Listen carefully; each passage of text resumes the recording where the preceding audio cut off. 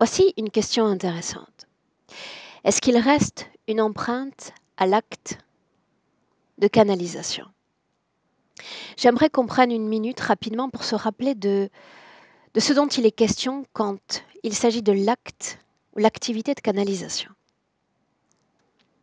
Dans le cadre d'une canalisation, un client, un sujet télépathe, appelé encore opérateur de support, va donner son consentement afin qu'une partie de son corps ou afin que l'entièreté de son corps servent à donner voix à une autre conscience, servent à permettre à une autre conscience de se manifester.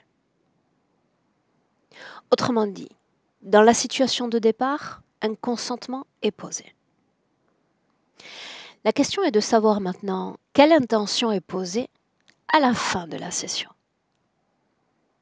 Est-ce qu'un télépathe rentre à son corps, à sa réalité, avec l'intention de porter en lui une interférence, avec l'intention de revenir avec la vibration d'une conscience étrangère?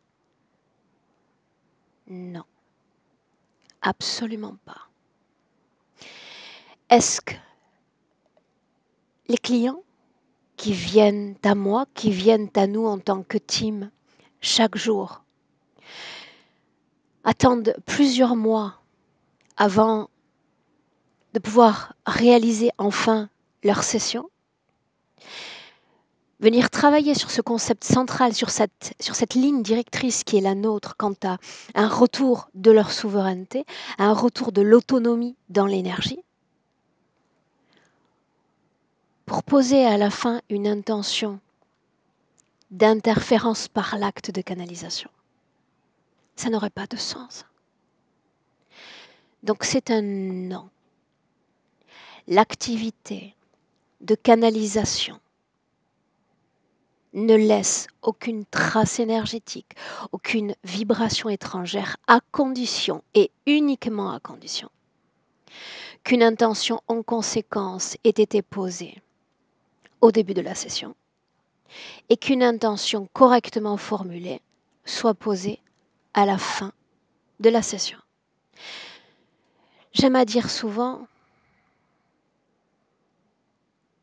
une intention bien posée et la magie opère. C'est le cas en session et c'est le cas dans cet acte de canalisation. Je vous salue.